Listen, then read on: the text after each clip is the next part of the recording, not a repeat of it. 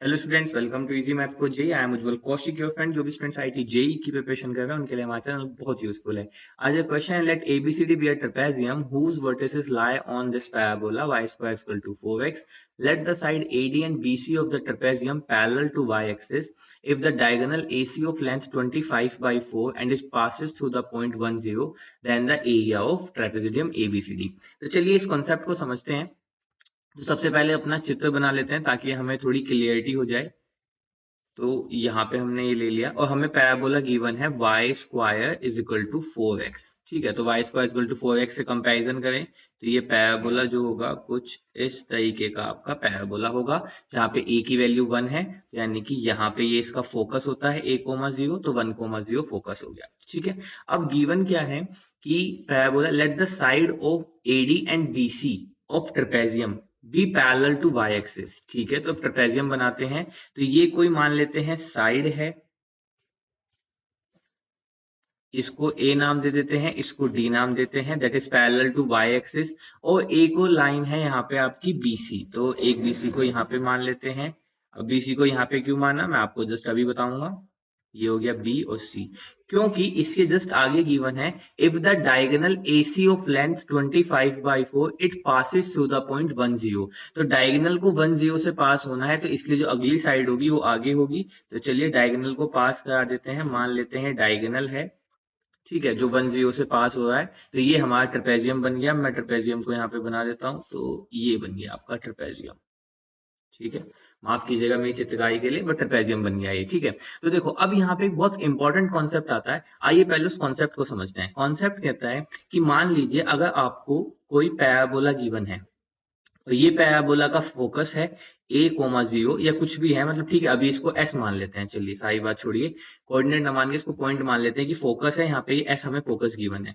और कोई भी हमें फोकल कोड गिवन होती है। ठीक है, फोकल कोड कौन सी कोड होती है? वो कोड जो फोकस से पास करती है। तो यहाँ पे एक बहुत इंपॉर्टेंट प्रॉपर्टी हम समझते हैं कि अगर मान लीजिए मेरा parabola y square is equal to 4ax है, तो हम इसके पैरामीट्रिक कोऑर्डिनेट मान सकते हैं। तो इसको मैं at1 स्क्वायर कोमा 2at1 मान सकता हूं, और इस वाले पॉइंट को मैं at2 स्क्वायर कोमा 2at2 मान सकता हूं। तो इस कंडीशन में जब ये फोकल कोड होती है, ये बात स्पेशल है यहाँ पे कि सिंपल कोड के लिए नहीं, फोकल कोड मतलब जब फोकस से पास करे, तो यहाँ पे एक रिलेशन होता है, दिस जो हमने पैरामीट्रिक माने हैं ना t1 t2, इनका product this is equal to -1।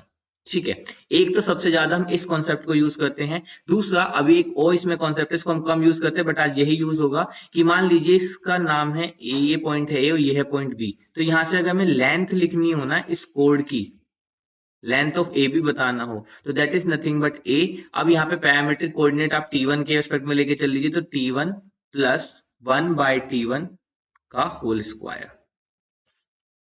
यही कॉन्सेप्ट हम यहाँ पे यूज करने वाले हैं। अब जब क्वेश्चन में हमें गिवन था कि 10 से पास करता है, हमने कंपैरिजन किया यहाँ पे, तो हमें मिला y square is equal to 4ax, तो यानी कि a की वैल्यू कितनी हो गई 1, तो इसका फोकस क्या हो गया 10, तो this is nothing but this is focus. अब अगर फोकस है तो यहाँ से AC क्या हो गई, AC इज फोकल कोड, और AC अगर फोकल कोड है तो यहां से अगर मैं पैरामीट्रिक कोऑर्डिनेट t में ले लेता हूं, तो लेंथ ऑफ फोकल कोड क्या होगा, लेंथ ऑफ फोकल कोड। ठीक है, तो that is nothing but a t1 plus 1/t1 का स्क्वायर। ठीक है, अब यहाँ पे लेंथ ऑफ फोकल गोल कितनी गिवन है, फोकल कोड सॉरी 25/4, a की वैल्यू गिवन है 1, तो रख देते हैं, तो 25/4 this is equal to t1 plus 1/t1 का स्क्वायर। तो यहां से आपके पास आ गया t1 plus 1/t1 this is equal two plus minus 5/2। और यही सबसे इंपॉर्टेंट कॉन्सेप्ट था जो हमें यूज करना था, क्योंकि अगर आप इस वाले कॉन्सेप्ट के थ्रू आगे बढ़ते, अगर आपको सिर्फ t1 क्रॉस t2 जो है वो -1 होता है पता होता, तो आप देख पाएंगे कि यहाँ पे ना आपकी t1 का स्क्वायर और t2 का स्क्वायर, इसके बीच में जो आप डिस्टेंस फॉर्मूला लगाएंगे तो पावर 4 तक चली जाएगी, जो आपके लिए डील करना थोड़ा कॉम्प्लिकेटेड हो जाएगा। तो बस अब यहाँ से इन दोनों को सोल्व कर लेते हैं और कोशिश करते हैं इनकी वैल्यूज निकालने की। तो चलिए, तो यहां से मेरे पास आया t1 plus t2 equal to this. तो पहली कंडीशन मैंने ले ली कि t1 plus 1/t1 this is equal to 5/2। तो यहां से मल्टीप्लाई करें तो t1 स्क्वायर plus 1/t1 this is equal to 5/2। तो यहां से आया 2t1 square plus 2 this is equal to 5t1 और यहाँ से आया 2t1 square minus 5t1 plus 2 is equal to 0। तो एक तो आ गई हमारे पास ये, और यहाँ से फिर इसको फैक्टराइज कर लेते हैं। 2t1 स्क्वायर माइनस का 4t1 और माइनस का t1 प्लस का 2 इज इक्वल टू 0। 2t1 यहाँ से हमने कॉमन ले लिया तो t1 माइनस 2, यहाँ से माइनस का 1 कॉमन ले लिया तो t1 minus 2 is equal to 0। तो यहाँ से देखें तो हमारे पास कितना आ गया, एक तो t1 की वैल्यू आ गई 1, t1 की वैल्यू आ गई 2 और एक t1 की वैल्यू आ गई 1/2।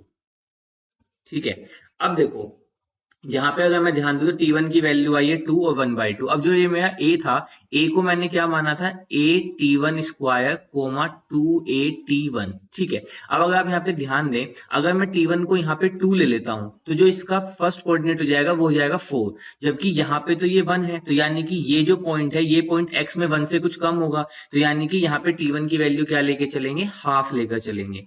तो t1 की वैल्यू 2 जो है ये यहाँ पे डिस्कार्ड हो जाएगी। कैसे डिस्कार्ड हो जाएगी, देखो मैं फिर से एक्सप्लेन कर देता हूं। अब पैरामीट्रिक कोऑर्डिनेट थे वो थे a t1 square coma 2a t1। अब a की वैल्यू 1 है तो चलो a को भी हटा देते हैं, सिर्फ t1 स्क्वायर कोमा 2t1 ये लिख लेते हैं। ठीक है, t1 स्क्वायर कोमा 2t1 ये था ना। अब देखो जैसे आप t1 की वैल्यू 2 लेंगे तो कोऑर्डिनेट क्या आ जाएंगे, 4,4। ठीक है, अब 4,4 कोऑर्डिनेट तो देखो यहाँ पे 1 है तो 4,4 तो कहीं यहाँ पे 4 होगा, यहाँ पे भी कहीं 4 होगा, यहाँ होगा, तो ये तो पॉसिबल नहीं है। तो इसलिए यहाँ से t1 is equal to 2 discard हो गया, t1 की वैल्यू आ गई यहाँ से हाफ। ठीक है, चलो अब दूसरे वाली कंडीशन को सोल्व कर लेते हैं। दूसरा था t1 plus 1/t1 this is equal to minus का 5/2। तो चलिए इसको सोल्व करें, तो ये क्रॉस मल्टीप्लाई करने पे जाएगा 2t1 स्क्वायर प्लस का 2 this is equal to minus का 5t1। तो यहां से आ गया 2t1 स्क्वायर प्लस का 5t1 प्लस का 2 इक्वल टू 0।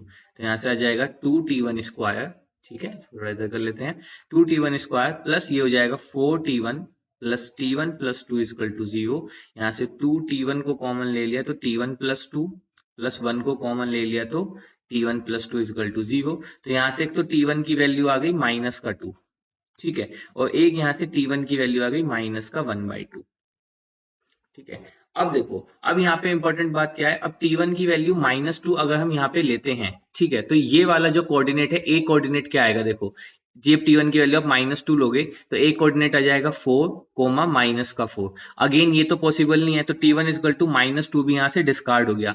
अब अगर आप t1 की वैल्यू माइनस का 1/4 लेते हैं तो क्या होगा, जैसे देखो आप t1 की वैल्यू माइनस का 1/2 लेते हैं तो a क्या आएगा, देखो a आ जाएगा उस कंडीशन में 1/4 कोमा माइनस का 1।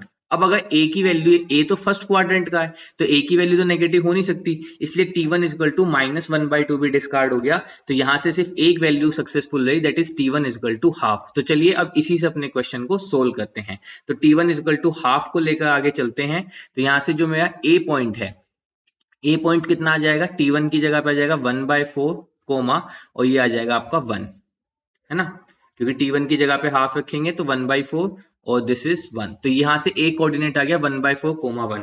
अब हमें निकालना होगा d कोऑर्डिनेट। अब ये तो लाइन पैरेलल थी y एक्सिस के, तो यानी कि इसका d का जो x कोऑर्डिनेट होगा वो तो 1/4 ही होगा। अब 1 की वैल्यू क्या होगी वो हम निकाल सकते हैं y square is equal to 4x से।